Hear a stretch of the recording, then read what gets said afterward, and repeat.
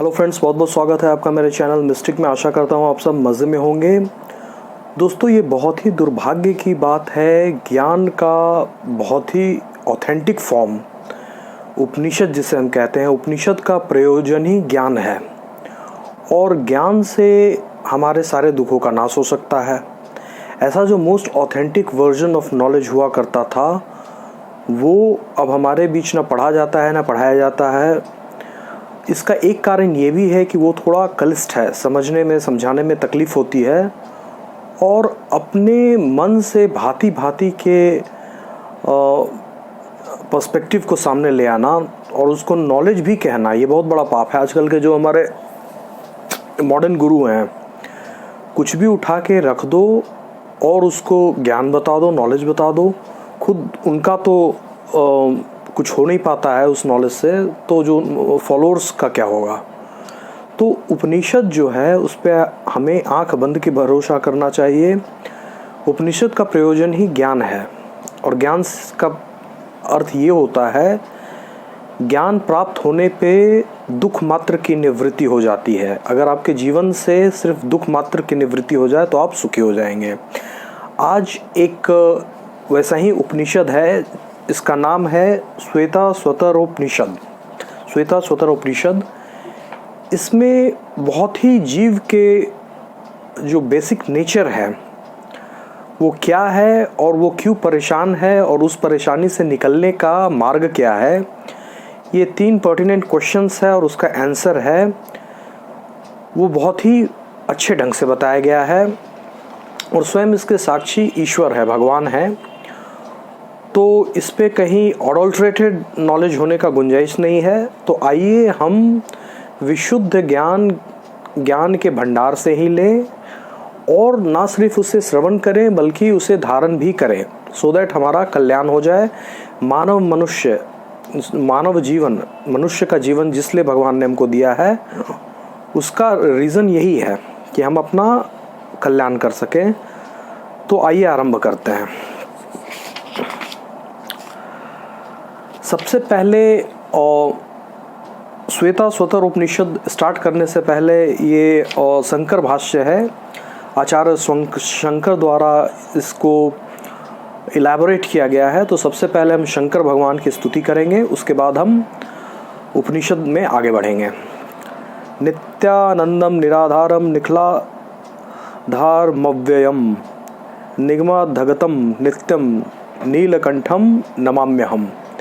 इस तरीक़ा से जो नित्य हैं, ज्ञान के अखंड सागर हैं, बिना किसी आधार के ही हमारे बीच में हैं, ऐसे भगवान शंकर को मैं नमाम्य करता हूँ, उनको नमस्कार करता हूँ। उसके बाद एक और मंत्र है। देखिए, आजकल लोगों में नॉलेज कम होता है। जो भी अगर कोई आचार्य है भी और उसने थोड़ा सा नॉलेज कहीं लिया है, उसमें अहंकार आ जाता है और वो ये भी सोचता है वो नॉलेज अचल है, मतलब आ गया है तो जहाँ से आया है वहाँ वापस जा नहीं सकता है। जबकि फैक्ट ये है कि जब तक भगवान चाहे तब तक वो नॉलेज आपके पास रहेगा, उसके बाद वो वैसे ही चला जाएगा जैसे आपके पास कहीं था ही नहीं।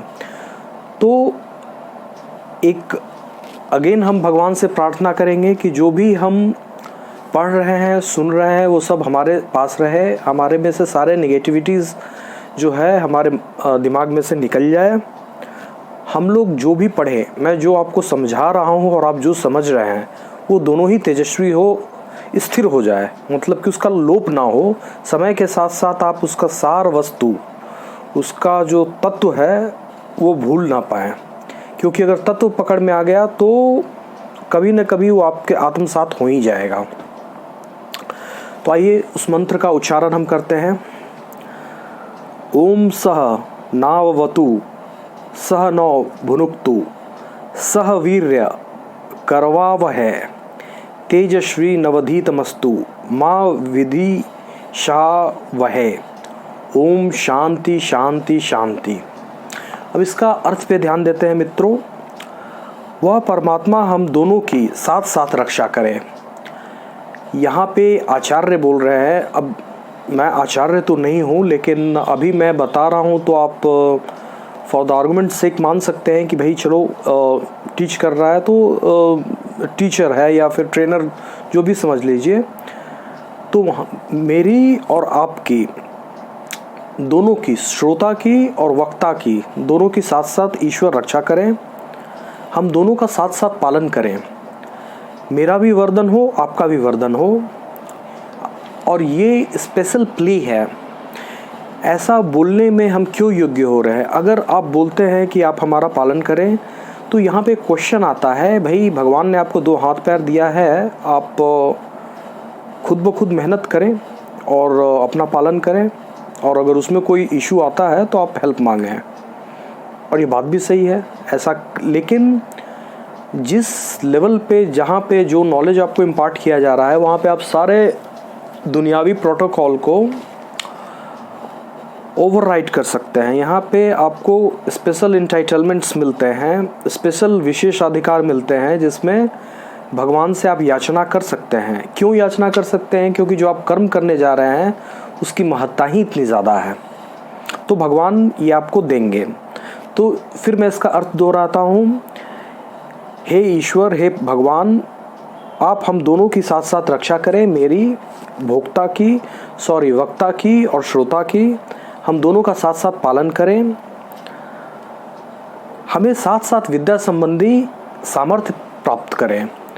मैं अगर आपको एक्सप्लेन कर रहा हूँ, बता रहा हूँ, तो इन चीज़ों को जैसा लिखा हुआ है ठीक वैसा ही समझ लूँ, क्योंकि ये ईश्वर की वाणी है। और आप भी उसका अर्थ जो है, जैसा मैं आपको समझाऊँ, आप भी वैसा ही समझ पाएँ। ये तब होगा जब ईश्वर हमें वैसा विद्या संबंधी सामर्थ्य दे देते हैं। इसलिए हम विद्या संबंधी सामर्थ्य के लिए भी याचना कर रहे हैं। फिर आता है, हम बोल रहे हैं, हे ईश्वर, हम दोनों का पढ़ा हुआ तेजस्वी हो, इसमें इसके गुणों में वृद्धि होते रहे। जो भी इसे सुने उसे लगे कि भाई जो राइट पुरुष, जो राइट अधिकारी पुरुष है, उसके जीवन में प्रकाश आ जाए। हम द्वेष ना करें। किसी भी व्यक्ति से द्वेष करने का कोई कारण नहीं है, तो हम द्वेष ना करें। त्रिविध ताप, आध्यात्मिक, अधिभौतिक, भौतिक, ये 3 प्रकार का जो ताप होता है स्पिरिचुअलिटी में है। तो त्रिविध तापों की शांति हो। अंत में ये भी याचना की गई है, ओम शांति शांति शांति। इसलिए 3 बार शांति का यूज होता है। अब हमारा फर्स्ट चैप्टर स्टार्ट होता है दोस्तों। तो इसमें जो पहला हमारा क्वेश्चन, मतलब जो नॉलेज बताया गया है, वो आत्मा के बारे में बताया गया है कि हम हैं कौन। हम हैं कौन, और डेफिनेटली हम यहाँ पे हैं तो हम सेटिस्फाइड नहीं हैं। अगर आप बोलते हैं, अगर कोई भी बंदा ये बोलता है कि भाई मैं सेटिस्फाइड हूँ, तो फिर वो कर्म करना बंद कर देगा। पूरी तरह से सेटिस्फाइड व्यक्ति कोई कर्म नहीं करता है। लेकिन सेटिस्फैक्शन की गुंजाइश है, कई चीज़ों को परफेक्ट होना है, तो we keep on adding something in our daily work. ऐसा होते रहता है, सो दैट हम अपने आप को इस आशा में कि कभी न कभी सेटिस्फाइड हो जाएं। तो सबसे पहले जो हमारा अप्रोच है वो गलत है। ये जो सेटिस्फाई करने का जो तरीका है, अप्रोच है, ये 10 साल, 15 साल, 20 साल पुराना नहीं है, 100 साल, 200 साल नहीं, अरबों खरबों कितने साल से ये अप्रोच को हम अपना रहे हैं। लेकिन ये मूर्खों वाला है। जैसे कोई कुछ चबा रहा है, उसको उगल दे, फिर उसको लेके चबाए, फिर उगल दे, वो वाला बात है। अगर सेटिस्फैक्शन होना होता तो बहुत ज़्यादा समय हो गया। कभी न कभी at some point of time हमें सेटिस्फैक्शन मिल गया होता, लेकिन नहीं मिला। इसका रीज़न यही है कि जो तरीका है वो अप्रोच गलत है। तो किसी भी चीज़ में एडवांस करने से पहले, आगे बढ़ने से पहले में उसका नेचर को जानना बहुत ज़रूरी है कि what is it in itself, वो है क्या। अगर आप जानते नहीं हो, आप नदी है, नदी में आप जा रहे हो, पैदल चलोगे, नीचे गिर जाओगे, डूब के मर जाओगे। आपको जानना चाहिए कि नदी में ये जो चीज़ दिख रहा है ये वाटर है, इसका जो डेंसिटी है वाटर का उससे ज़्यादा मेरा डेंसिटी है, इसलिए मैं डूब जाऊंगा। लाइकवाइज इन सारे चीज़ों को जानना बहुत ज़रूरी होता है कोई काम स्टार्ट करने से पहले। और आश्चर्य की बात यह है मित्रों कि हम लोग ऐसा करते हैं, एक छोटा बिजनेस स्टार्ट करने से भी पहले आप बहुत ज़्यादा एनालिसिस करेंगे, SWOT एनालिसिस करते हैं, जो भी हम आपके थ्रेट हैं उन सब को आप एनालाइज करते हैं। लेकिन जब बात हमारे ऊपर आती है, मैं यहाँ पे बैठ के लेक्चर दे रहा हूँ, आपको ज्ञान की बातें बता रहा हूँ, लेकिन क्वेश्चन आता है और आप सुन रहे हो, लेकिन जब इसका एक बेसिक क्वेश्चन आएगा, आप हैं कौन? आप सुन रहे हैं, बहुत अच्छी बात है, आपको इंटरेस्ट भी आ रही है, आप जानना भी चाहते हैं, even you are willing to know, but ये कौन है? Who is this entity?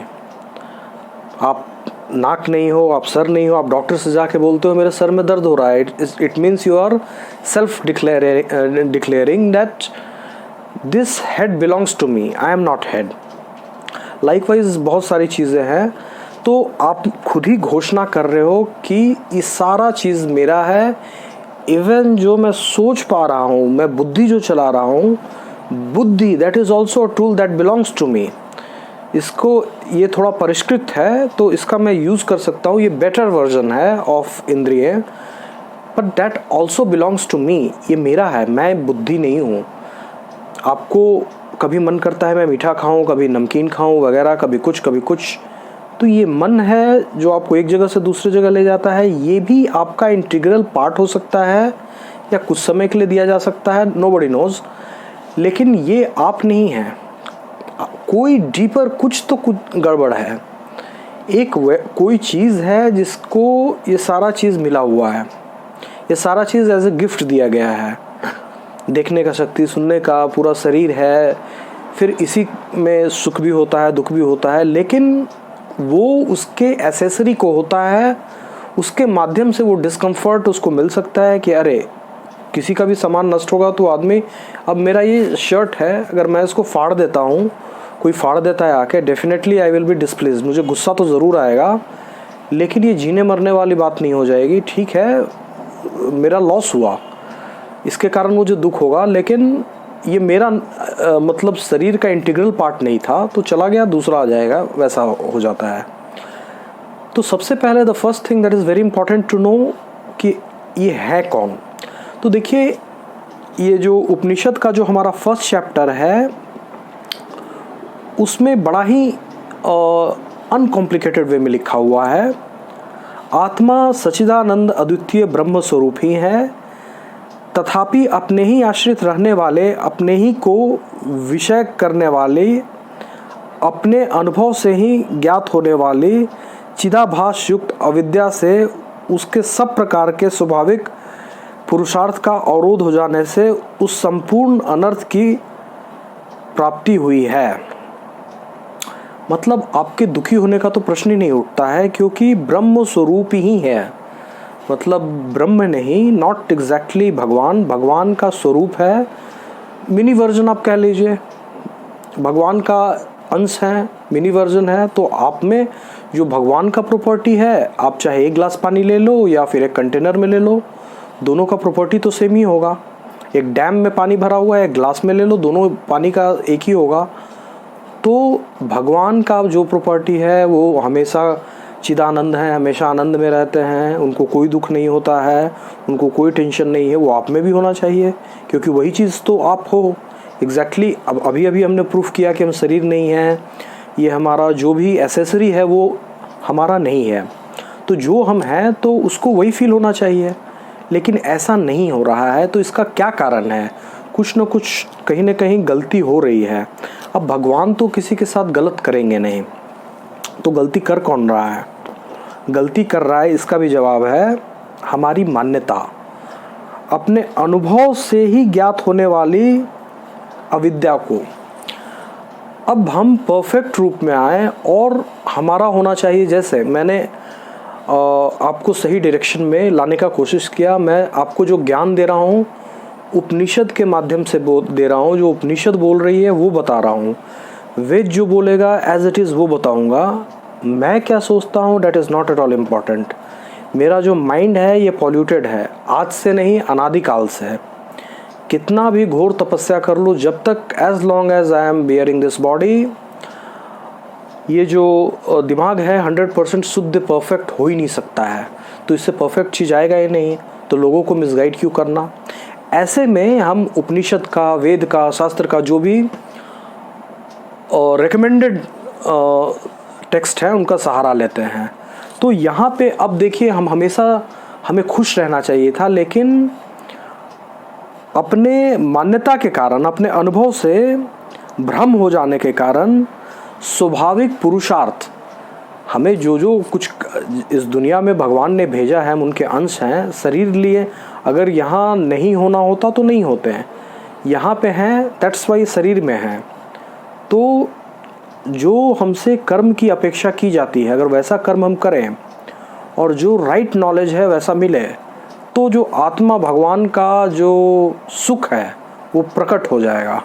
ठीक वैसे ही जैसे लाइट आप स्विच ऑन करते हो तो बल्ब जल जाता है, कर्म भी होता रहे, शरीर का व्यापार भी चलता रहे, सब कुछ होता रहे, लेकिन हमारा जो सुख जो हमको नहीं मिल रहा है, लगता ही नहीं है कि अंदर में सोल भी है। बहुत लोग तो they are very soulless creature, then वो प्रकट हो जाएगा। तो यहाँ पे हमें क्या ज्ञान मिला? पहला, अपने भ्रम को, अपने अनुभव से गलत चीज़ों को की धारणा और उसको सही मान लेना, इसी कारण जो हमारा ये जो हमारे दुख का कारण है और जो हमारा दिव्य स्रोत है, वहाँ से पूरी तरह से ध्यान हट गया, मन बुद्धि मलिन हो गई। और एक तरीका से आप ऐसा समझ लो, आपने अपना स्विच ऑफ कर दिया लाइट का, अब चारों तरफ अंधेरा है। अब आगे देखते हैं क्या है। और जब हमें, अभी देखिए क्या है, एक आदमी बहुत प्यासा है, बहुत ज़्यादा प्यासा है, वो इतना प्यासा है कि उसे कम से कम 1-2 लीटर पानी तो पिएगा ही। अब उसे कोई इतना थोड़ा सा पानी दे दे, उसके टंग पे एक ड्रॉपर से 2-3 ड्रॉप पानी दे दे, पानी का टेस्ट आएगा, वो आदमी पागल हो जाएगा। अरे ऐसा भी सुख होता है, इसी सुख के पीछे भागो, यही मेरा जीवन का। अरे पानी तो ऑलरेडी तुमको बहुत मिलना चाहिए था, डिपेंडिंग अपॉन योर जो जितना एक्सर्शन हुआ है, लेकिन इतना ही दिया जा रहा है और तुम उसको बोल रहे हो ये सबसे बड़ा सुख है। तो ये ठीक उसी तरीक़ा से है जैसे एक व्यक्ति अब आया, उसने उससे जो जो कर्मों की अपेक्षा की जाती थी उसने कर्म किया नहीं, अपनी मान्यता को उसने सही मान लिया, आगे बढ़ा, तो आत्मा से उसका कनेक्शन ख़त्म हो गया इन द सेंस वो जो दिव्य खुशी उसके पास हमेशा 24 आवर्स अ डे होना चाहिए था, वो ख़त्म हो गया। अब जैसा जैसा जो इंद्रिय है, जो जितना उन्नत है, उस हिसाब से सुख या दुख की अनुभूति होगी। अब ऐसे कंडीशन में जब आत्मा की दिव्यता है ही नहीं, तो वो किसी को इष्ट बना लेता है।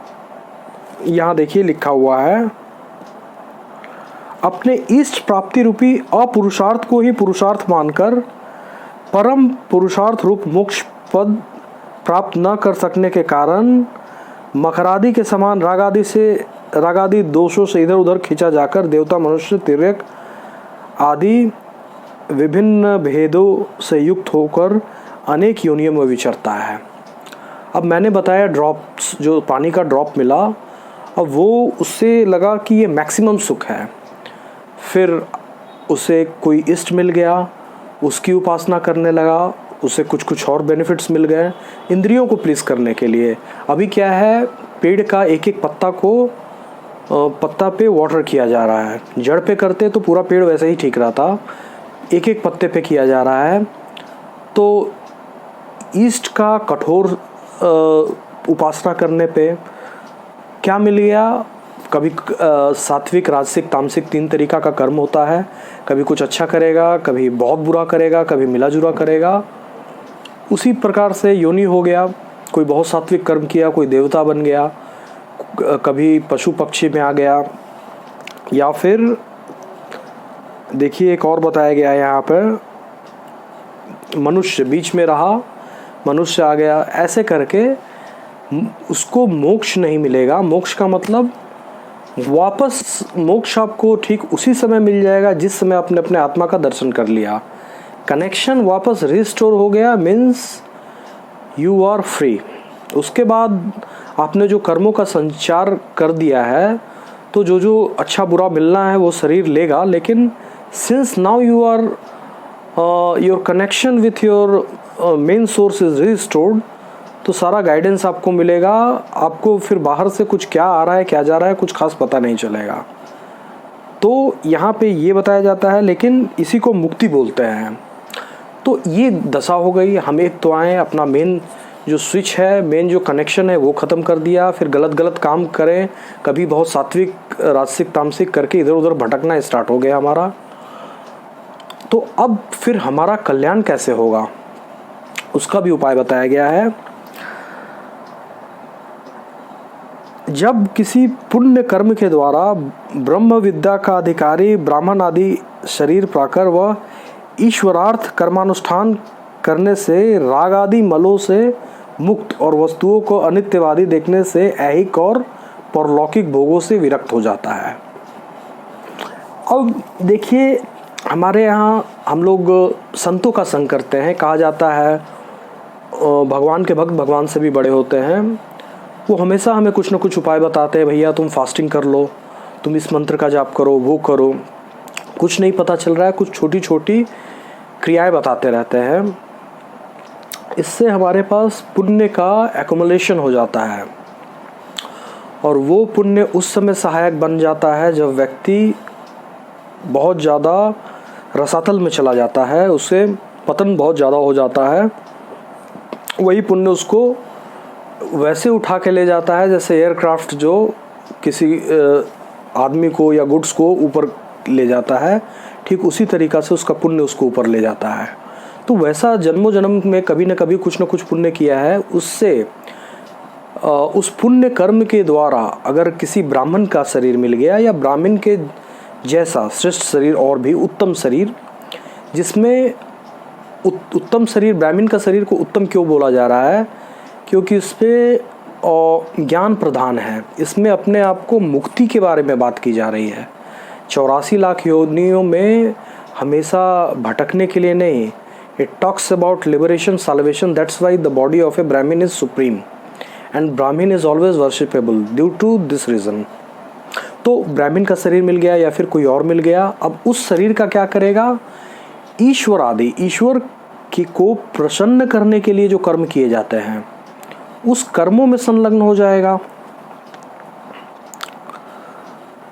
तो फिर क्या होगा? ईश्वर, ब्राह्मण का शरीर मिल गया, वैदिक बुद्धि मिल गई, ज्ञान मिल गया, और ईश्वर को प्रसन्न करने के लिए जो जो कर्म है, पहले क्या किया था, अपने मन से जो लगा, जो मान्यता है उसके अनुसार आगे बढ़ा, तो पतन होते गया। कभी बहुत परेशान था, वो बहुत लाखों करोड़ों साल से परेशान था। अभी क्या हो गया?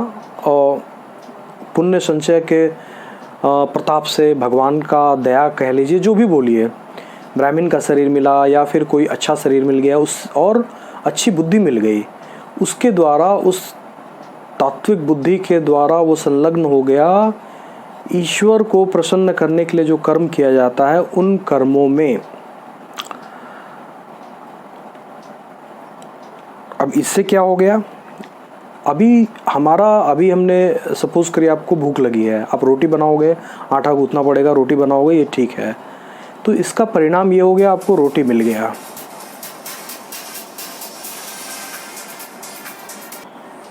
तो आपको रोटी मिल गया, लेकिन जो ईश्वर का कर्म होता है, हमारा जो भगवत कर्म हम करते हैं, उससे हमारे राग द्वेष सारे जो विकार हैं आत्मा के अगल बगल चिपटे हुए हैं, वो दूर होना स्टार्ट होता है।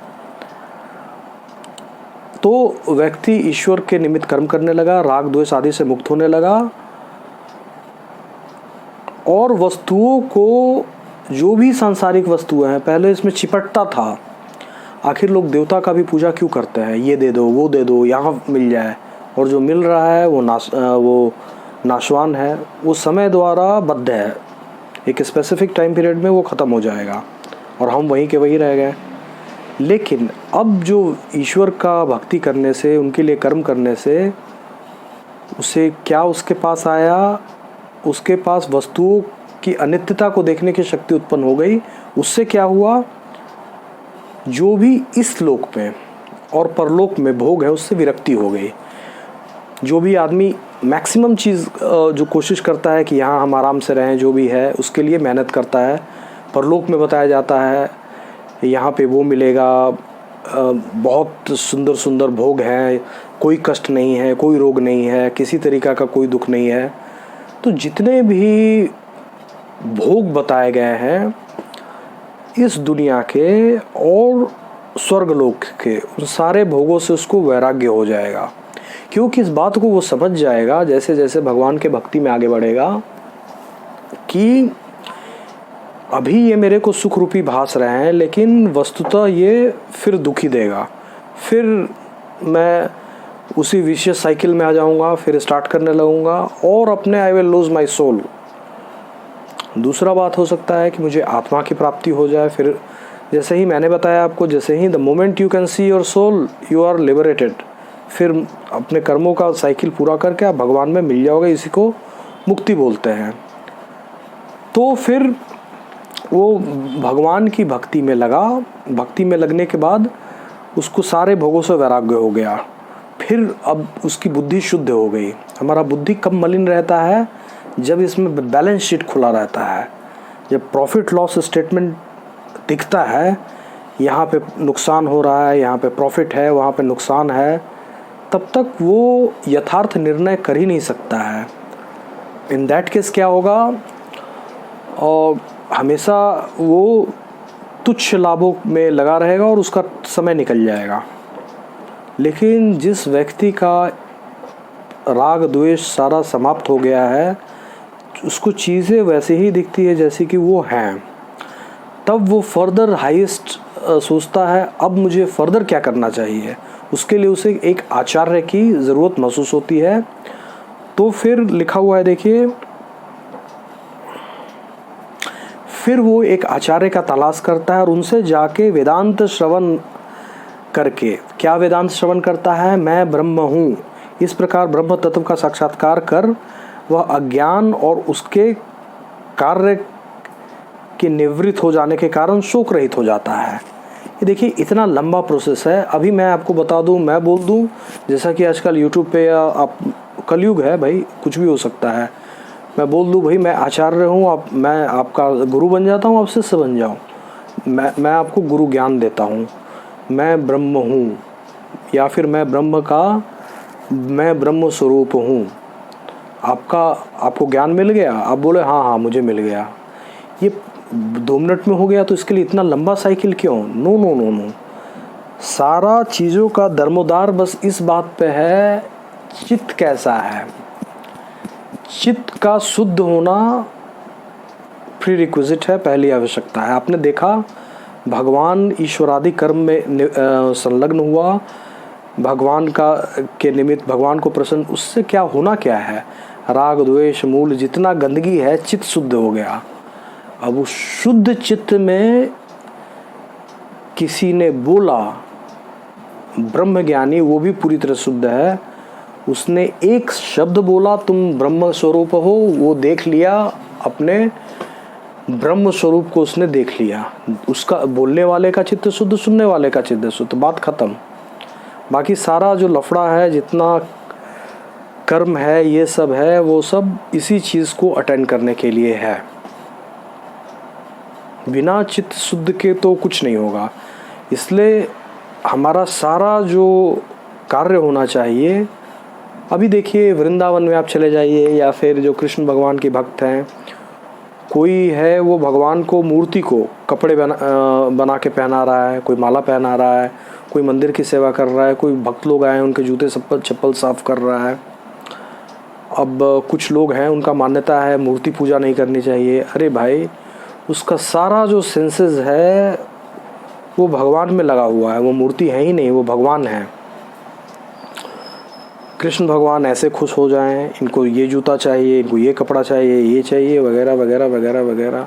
He is not thinking about his wife और प्रोजेनीज और एनीथिंग एल्स। हो सकता है, या हो सकता है उसका हो भी नहीं, परिवार ना हो, वैरागी हो, या फिर परिवार भी हो, जो भी हो, लेकिन उसका सारा जो चित्त है वो पूरी तरह से सेंटर्ड अपॉन कृष्ण। नियम क्या कहता है? अब वो किसको प्राप्त होगा? कृष्ण। और कृष्ण को प्राप्त होने के बाद क्या होगा? होगा यही कि सारे दुखों का नाश हो जाएगा, फिर उसको कभी किसी भी अवस्था में वो हमेशा के लिए सुखी हो गया। दैट इज़, ये कुछ बहुत ही अजूबा होता है, जिसके साथ होता है उसको पता होता है। तो यहाँ तक हमने पढ़ा कि उसका जितना भी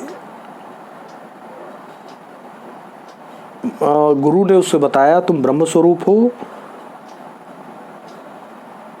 इसके कारण उसका जो अज्ञान था, वो अपने आप को कुछ मान रहा होगा, बहुत इंटेलेक्चुअल है तो बुद्धिमान मान रहा होगा, या फिर मन के द्वारा गाइड किया जाता है मनस्वी मान रहा होगा। लेकिन जब उसका ज्ञान दूर हो गया और अज्ञान के द्वारा प्रसूत कार्य में संलग्नता भी खत्म हो गई, वह व्यक्ति शोक रहित हो गया। वो पूरी तरह से संपूर्ण दुखों से उसी समय छूट गया। इसी को एक तरीक़ा से आप ऐसा भी समझ सकते हो कि इसको हम बोल सकते हैं गुरु दीक्षा। गुरु दीक्षा में क्या होता है कि कान में गुरु ने मंत्र बोला, अभी आत्म साक्षात्कार हुआ। उससे पहले चित्त को शुद्ध करने के लिए भगवान का भजन, ध्यान, सेवा और भी जितने आपको पता होगा, ब्रह्मचर्य पालन लंबे समय तक किया। लेकिन जब एक बार चित्त शुद्ध हो गया, उसके बाद एक बार मंत्र कान से गया और आत्म साक्षात्कार हो गया, ब्रह्म का दर्शन हो गया। लेकिन आजकल कलयुग है, लोग लाइन लगाते हैं, क्या हो रहा है, गुरु मंत्र मिल रहा है मुझे। क्या मंत्र मिल रहा है? उससे क्या, उस मंत्र से क्या हो क्या रहा है? लंबा चौड़ा बात है, इसके बारे में कभी बाद में बताऊंगा। तो फिर मैंने आपको स्टेप बाय स्टेप बताया आपका स्वरूप क्या है, आप वहाँ तक कैसे पहुँचेंगे। यहाँ पे गुरु का भी देखिए रेलेवेंस आता है। आप चाहते तो आपका ऐसे शोक रहित होने का जो लास्ट स्टेप है वो गुरु ने ही आपको प्रदान किया।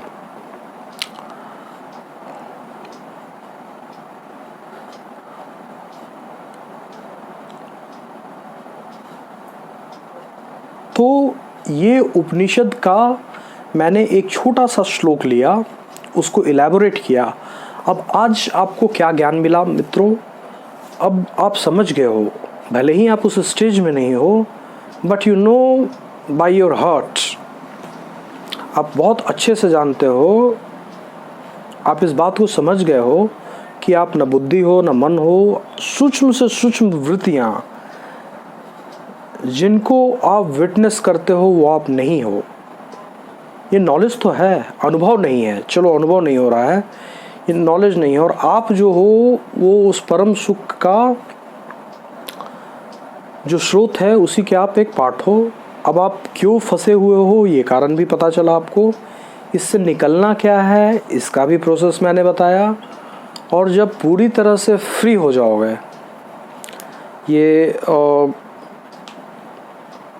दुख का निवृत्ति हो जाएगा आचार्य की कृपा से। जिस दिन हर शोक पूरी तरह शोक रहित हो जाओगे, वो भी आपको पता चल जाएगा।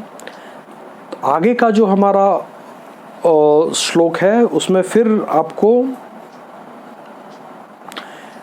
कैसे अमृत तत्व, ब्रह्म ज्ञान से अमृत तत्व कैसे मिलता है, इस पे हम विचार करेंगे।